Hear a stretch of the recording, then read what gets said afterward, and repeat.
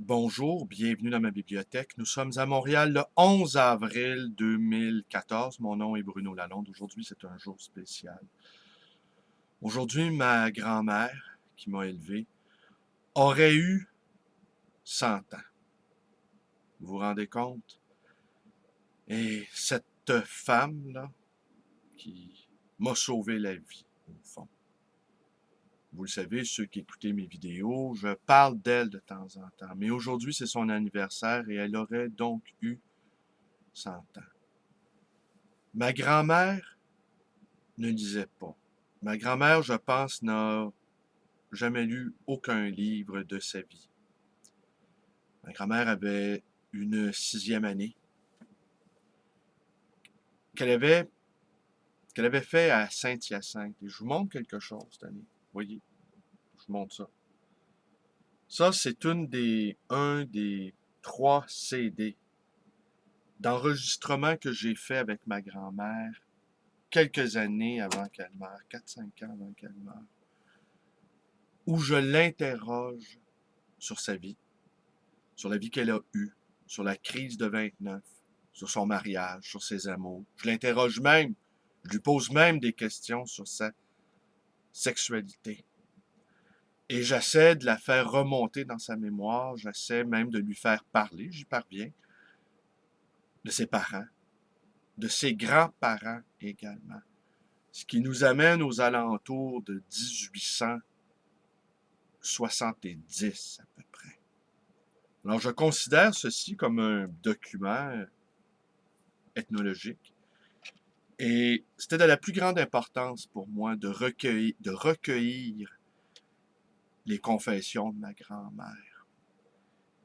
Et j'ai demandé à cet excellent ami, à cet extraordinaire ami qui est Michel Bellil, celui que j'appelle maintenant le Gémeaux mélancolique, parce que oui, Michel est un peu dépressif, mais en réalité, c'est plutôt un grand mélancolique.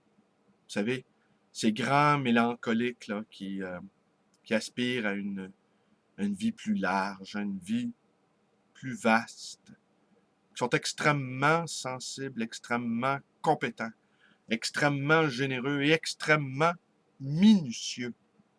Sens du détail, grande générosité. Un extraordinaire ami que la vie m'a apporté, que le printemps insurrectionnel, hélas terminé, de 2012 m'a apporté.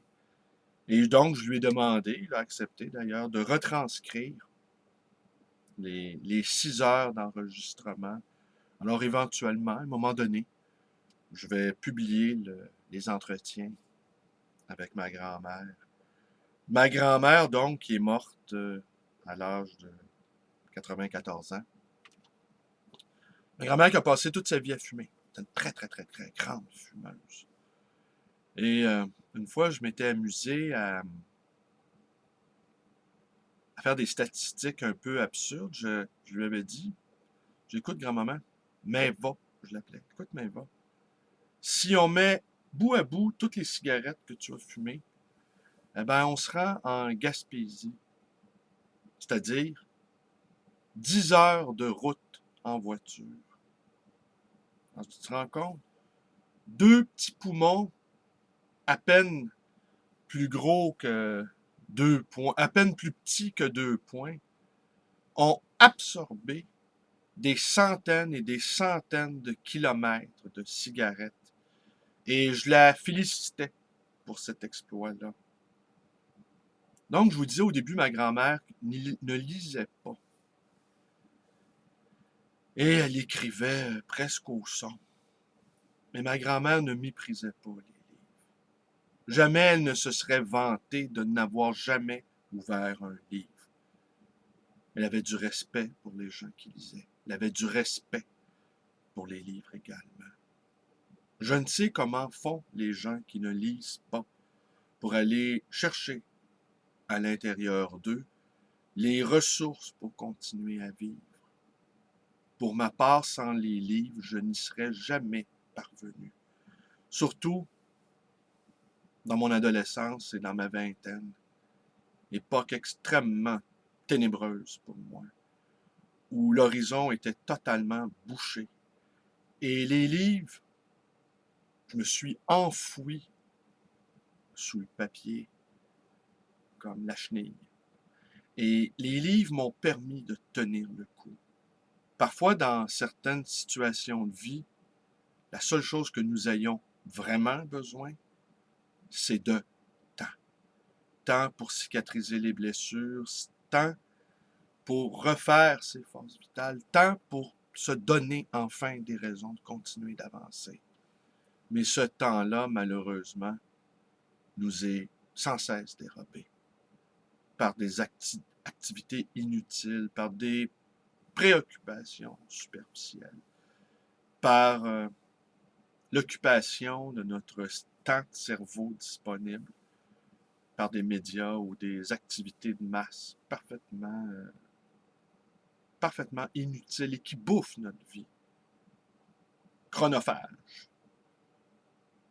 Alors, je fais le lien avec ma grand-mère qui, elle, ne lisait pas, mais qui avait trouvé les ressources en dedans d'elle pour se battre.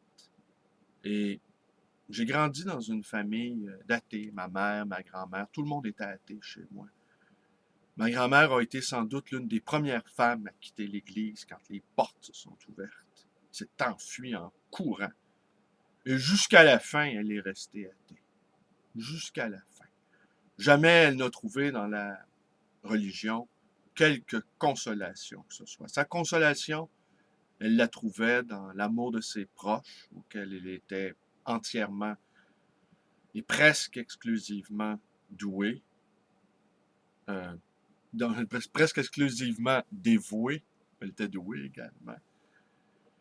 Et l'une des dernières paroles qu'elle m'a dit sur son lit de mort, décédée à l'hôpital Sainte Mary, à côté de ma librairie, le 5 mai 1998, il est temps que je pense à moi, il est temps que je meure. Vous vous rendez compte? Pour elle, mourir, c'était penser à elle. Alors parfois, devant certaines difficultés, je me dis comment ma grand-mère aurait réagi. Elle aurait encaissé les coups vaillamment. Et elle ne se serait pas plainte. Ma grand-mère ne se plaignait jamais. Elle aurait encaissé le coup. Elle aurait fumé à la chaîne 22 cigarettes.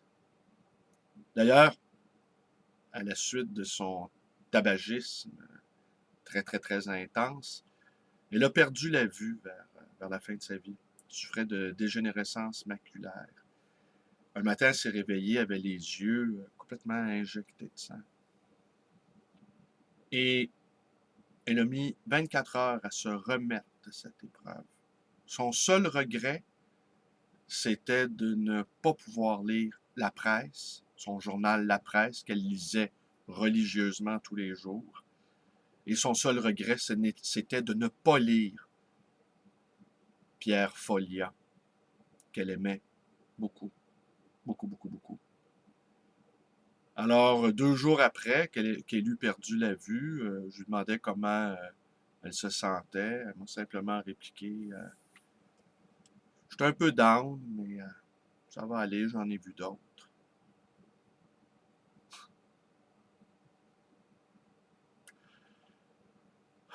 Voilà. Alors, Michel et moi, on parle souvent de nos grands-mères. Ça, c'est un point commun qu'on a, lui et moi. Nos grands-mères ont occupé un rôle très important dans nos vies. Et lui aussi, Michel, a grandi dans BDV, bas de la ville, si vous préférez. C'était tout un univers. Nos aïeux se plaignaient pas beaucoup, se contentaient de peu, avaient le sens de la dignité, faisaient attention à leurs vêtements. Oui, faisaient attention à leurs vêtements. Et il y avait des beaux vêtements qu'ils portaient jamais pour pas les user.